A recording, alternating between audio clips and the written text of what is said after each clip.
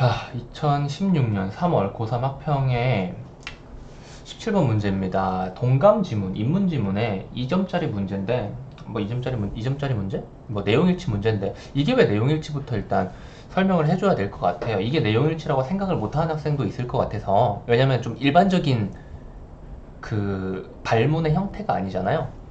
일단 아닌 거 X 쳐놓고 이거를 이런 문장으로 바꿔볼 수 있을 것 같아요. 이거 뭐 제가 바꾸는 것보다 훨씬 더 깔끔하게 바꿀 수 있는 학생도 있으면은 그렇게 바꾸셔도 되고. 자, 봐요.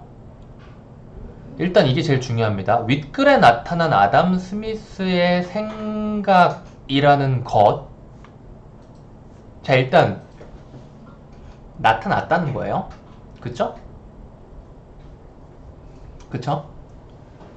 그리고 파악하기 위해 질문을 만들어 보았다. 적절한 질문이 아닌 것은 이라고 하니까 결국은 뭐예요? 윗글에 나타난 아담 스미스의 생각을 이 질문으로 파악할 수 있냐. 다시 말하면 이 질문에 대한 답이 지문에 있느냐라는 겁니다. 오케이? 그러면 이렇게 바꿀 수 있습니다. 이거 그냥 그대로 가지고 갈게요. 윗글에 나타난 아담 스미스의 생각으로 적절하지 않은 것으로 바꿀 수 있는 겁니다. 그래서 선지들도 살짝살짝 그 톤이 달라지겠죠. 예를 들면 이기적인 행위는 어떻게 도덕적인 것으로 승인받을 수 있을까? 이렇게 보셔도 되고, 아니면은 이기적인 행위가 도덕적인 것으로 승인받을 수 있는 이유라고 딱 단정을 짓고 그게 있는지 없는지를 확인하시면 되는 거고요. 그리고 이게 우리 독서 교재 맨 첫 번째 지문이잖아. 이제 좀 어느 정도는 익숙해질 때도 됐을 것 같은데, 물론 3단계 교재를 처음 시작한 학생들은 정확히 모를 수 있습니다. 그래서 설명을 좀 자세히 할 건데, 내용일치 문제 같은 경우는 제가 항상 설명을 했었어요. 1차 독해를 하면서 그 과정에서 풀어주는 것이 좋다고. 흐름 문제, 여기서 첫 번째 문제, 두 번째 문제 정도가 되겠죠. 이 녀석들은 1차 독해를 하는 과정에서 풀어주는 게 좋고, 여기에서 해결 안 되는 녀석들은 다른 문제들, 얘네는 정독, 2차 독해를 통해서, 그 2차 독해에서 하면서 정독할 그 범위는 1차 독해를 하면서 간략하게 잡아놓은 흐름 속에서 더 빠르게 찝어낼 수 있는 거죠. 그렇다면 이 문제는 어떻게 풀어야 될까? 생각을 해봅시다. 어떻게 풀어야 제일 합리적일 것 같아요? 결국 이거는 간단한 내용일치 문제라는 결론이 나왔어요. 어떻게 풀어야 될까요? 지문을 처음부터 끝까지 쭉 읽고 나서 선지를 봐야 될까요? 그럴 필요 없습니다. 내용일치 문제는 뭐라 그랬어요? 깊은 이해가 필요 없다 그랬잖아요. 그러면 그냥 한 문단씩 읽으면서 이 문제는 선지 하나하나를 보면서 왔다 갔다 하기에는 이미 섞어놨을 가능성이 있단 말이야. 순서대로 내는 녀석들도 많지만 섞어놓음으로써 이 내용일치 문제는 난이도를 조절하거든. 그러니까 섞어놨겠지. 문단에서 나오는 순서랑 이 녀석들 1번부터 5번 선지가 나오는 순서랑 실제 선지의 순서랑은 다를 수 있단 말이야. 그래서 글을 먼저 읽고 나서 선지를 판별을 하는 겁니다. 자, 첫 문단 읽고 나서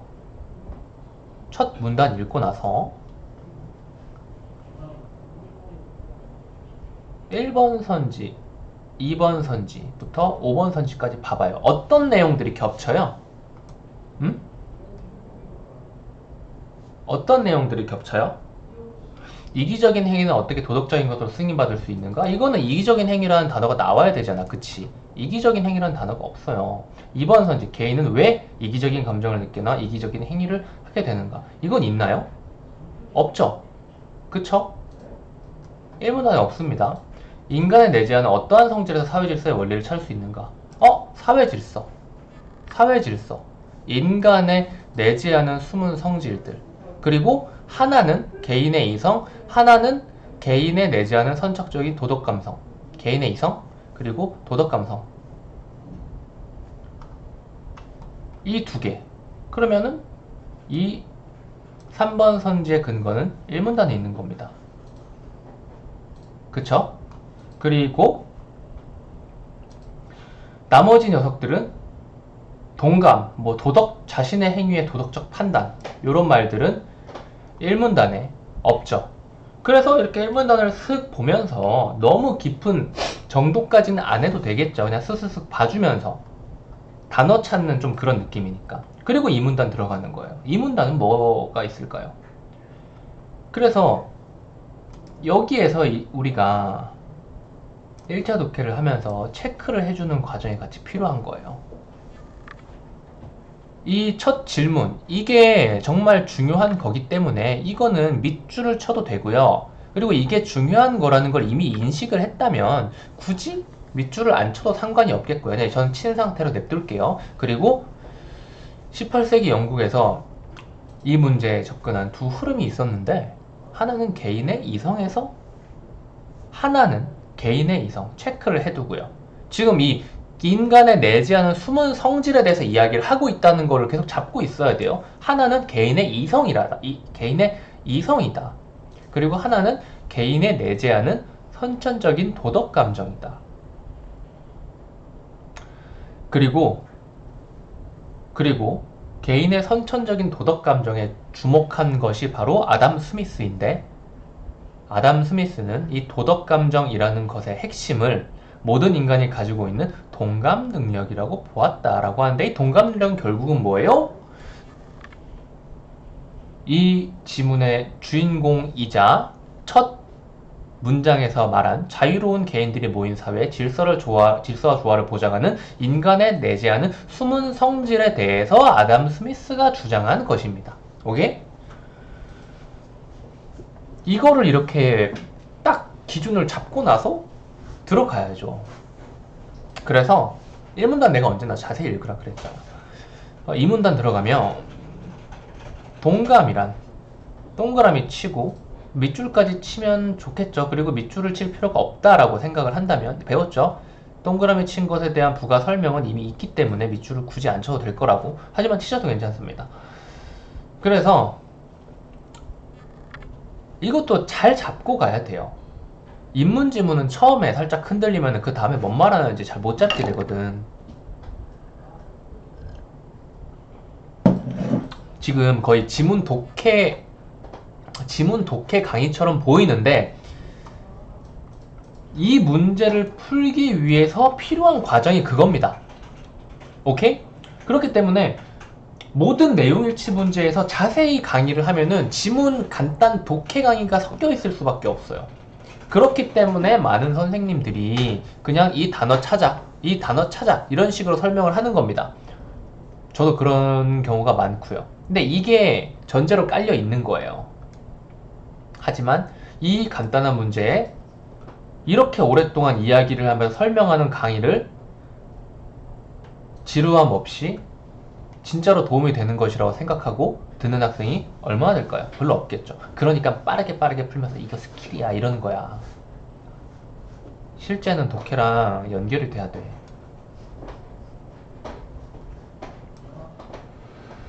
그래서 이렇게 읽어가면서 이제 정보를 찾는다고 해봐. 이 문단을 읽었다 봐. 그러면 여기에서는 동감이랑 그리고 공평한 관찰자라는 이러한 단어가 중요하죠. 그리고 이것들이 어떠한 식으로 이루어지는지 그게 필요하죠. 그래서 이 문단에서 나오는 단어들과 문제에서 나오는 단어들 중에서 비교를 해보면, 개인은 왜 이기적이라는 단어 아직 안 나왔잖아. 그치? 이기적이라는 단어 아직 안 나왔어요.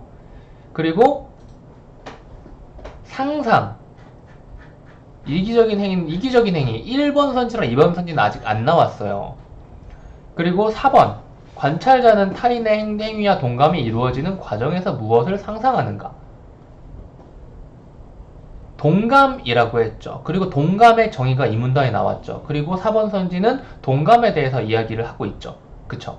그래서 무엇을 상상하는가, 여기까지 보면 타인에 대한 동감이 이루어지는 과정에서 이 자신의 이해가, 지금 이 문단 읽고 있는 겁니다. 지금 여기 읽고 있어요. 자신의 이해관계와 이해관계에 치우치지 않는 공평한 관찰자는 행위자가 직면한 상황과 처지 속에서 자신이라면 어떤 감정을 느끼고 어떤 행위를 할 것인가를 상상해 보게 됩니다. 라고 말을 하고 있어요. 이게 바로 이 부분이죠. 그래서 이 문단에 나와 있다 이겁니다. 그쵸? 그리고 자신의 상상과 자신의 상상 속에서의 감정과 행위와 실제 행위자의 감정과 행위를 비교를 해서 일치할 경우 나도 저렇게 했겠구나 라는 생각을 하는 거죠. 그래서 동감하게 되죠. 나라도 저렇게 했겠다. 이런 이야기, 이런 생각들을 하잖아. 이때 관찰자는 행위자의 감정과 행위를 적정성이 있는 것으로 승인하게 되며 말은 어렵지만은 결국 그거예요. 나였어도 저렇게 했을 것 같다. 동감이라는 게 이런 거잖아. 나였어도 저렇게 했을 것 같다. 생각이 되면 동감하게 되는 거고, 그렇기 때문에 이걸 어려운 말로 바꾸면 적정성이 있는 행위나 감정이라고 보는 거죠. 그리고 난 저렇게 안 하지 라고 생각을 하면 당연히 내 입장에선 적정성이 없는 거죠. 관찰자 입장에서. 그쵸? 그래서 이러한 동감의 원리는 한 개인이 자신의 감정과 행위를 판단할 때에도 산문단을 보자 이거야. 이기적이라는 단어가 처음 나왔네? 그런데 이기적이라는 단어가 이렇게 나왔네? 우리 다른 선지 3번이랑 4번 선지 휘릭휘릭 보면서 다른 단어들도 봤을 거니까 이제 보이잖아. 그쵸? 자연스럽게 보일 수밖에 없어요. 사람의 눈은 위대하기 때문에. 그래서 이러한 동감의 원리는 지금 이 첫 문장이 굉장히 중요해요. 여기서 이제 빨간 글씨로 써보면, 자,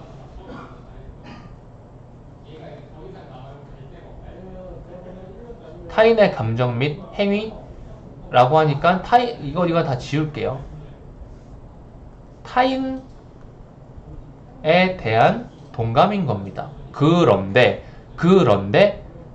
이러한 동감의 원리는 한 개인이 자신의 감정과 행위를 판단할 때에도 적용된다.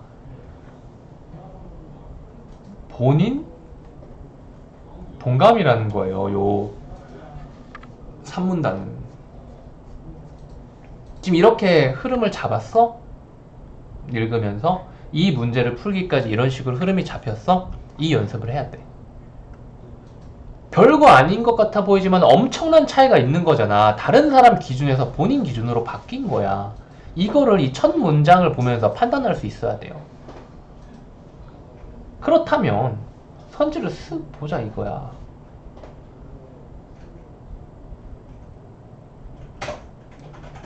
보시면은 이 1번, 2번, 5번 선지 전부 다 타인이 아니라 본인과 좀 연관이 있는 것 같은 느낌이 들죠. 그쵸? 그래서 쭉 더 읽어보면 한 개인에게도 이기적인 충동의 지배자는 행위자로서의 자기가 있고요. 그리고 마음속에 있는 어떠한 기준 같은 게 있잖아. 그거를 관찰자라고 이야기를 하는 거야. 마음속에 있는 또 다른 나.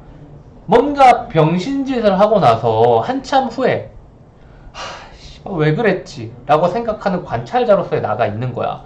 우리 흔히 이불킥 한다 그러잖아. 응? 이불킥. 자, 이불킥.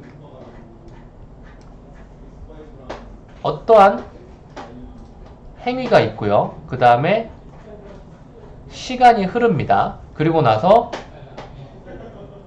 이불킥을 하게 되는데 이 행위에 대해서 관찰하고 너무나 후회된다라고 생각하게 만드는 바로 그것이 본인의 개인 내면의 관찰자라 이거예요. 이해가 되죠? 그래서 스미스는 이러한 추상적인 존재를 가상의 공평한 관찰자 혹은 마음속의 이상적인 인간이라 표현하다. 따옴표 쳐졌으니까 웬만하면 동그라미 치시는 게 좋고요. 그리고 따옴표 쳐져 있는 게 동그라미라고 딱 인지할 수 있다면 굳이 동그라미를 칠 필요는 없습니다. 그래서 자신의 감정과 행위는 이와 같은 관찰자의 동감에 의해서 도덕적인 것으로 승인받게 된다. 만약에 승인을 받았다면 이불킥을 하지 않을 것이고, 승인을 받지 못했다면 이불킥을 하게 된다는 거죠. 그쵸? 아, 내가 잘못했다, 잘했다, 뭐 이런 판단인 거잖아. 그치? 이러한 관점에서 볼 때, 이거 3문단 가지고 풀 수 있는 게 있나 한번 볼까요? 여기 있네요. 그쵸? 이거 뭐였어요? 방금 3문단에서 따옴표 쳐진 바로 두 녀석, 그리고 이 두 녀석은 동일한 존재였죠. 따옴표 쳐진 두 녀석입니다. 뭔지 다시 한번 볼까요? 가상의 공평한 관찰자, 마음속의 이상적인 인간인 거예요. 그렇죠? 그리고 이기적인 행위는 어떻게 도덕적인 것으로 승인받을 수 있는가는 아직 안 나왔죠. 그런데 이 뒤를 보시면 이러한 관점에서 볼 때, 지금 3문단 볼 겁니다. 이러한 관점에서 볼 때 행위자의 행위는 이타적인 것뿐만 아니라 이기적인 것이라 할지라도 공평한 관찰자, 바로 이 자기 내면에 있는 공평한 관찰자의 동감을 얻을 수 있다면 도덕적인 것으로 승인받을 수 있다. 여기 나왔네요. 3문단에 나왔죠. 어떻게? 이 공평한 관찰자의 승인을 받음으로써. 결국 이 녀석 4개 전부 다 확인이 됐고 2번은 확인이 아직 안 됐으므로 체크를 하시고 넘어가게 되는 겁니다. 이렇게 하시는 게 좋아요.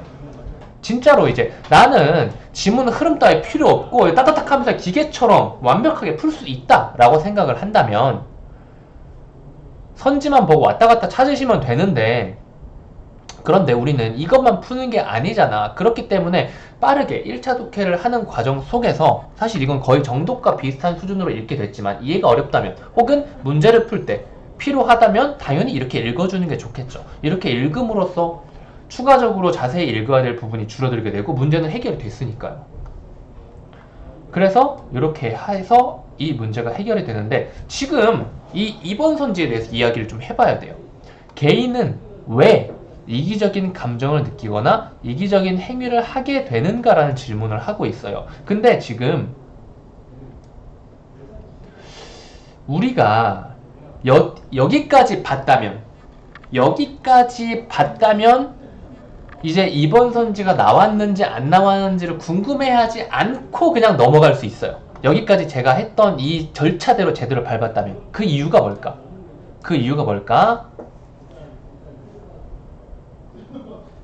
자, 이건 뭐예요? 원인입니다. 감정이나 행위의 원인을 찾는 거예요. 근데 우리가 보는 지문은 어떤 지문이죠? 동감입니다. 동감은 뭐죠? 이 화살표를 다시 그릴게요. 지금 이 선지에서 물어보는 것은 어떠한 원인에 의해서 감정이나 행위가 일어났다라고 생각을 하는 거지만, 그쵸? 우리가 보는 지문은 어떠한 감정이나 행위가 일어난 이후에 동감하는 내용에 대해서 이야기를 하고 있는 거예요. 그러니까 애초에 말이 안 되죠. 우리 이 지문에서 말하고 있는 범위는 감정이나 행위가 일어난 후의 범위인 거지 이 이전의 이야기를 염두에 두고 하는 건 아니에요. 무슨 말인지 알겠죠? 그렇기 때문에 이것에 대한 근거를 아무리 찾으려고 해도 없는 겁니다. 지금 이 문제 가지고 20분 얘기했는데 이게 지금 교재 초입이라 그래요. 뒤로 갈수록 이렇게 길게 이야기할 일은 굉장히 줄어들 겁니다. 여기까지 하겠습니다.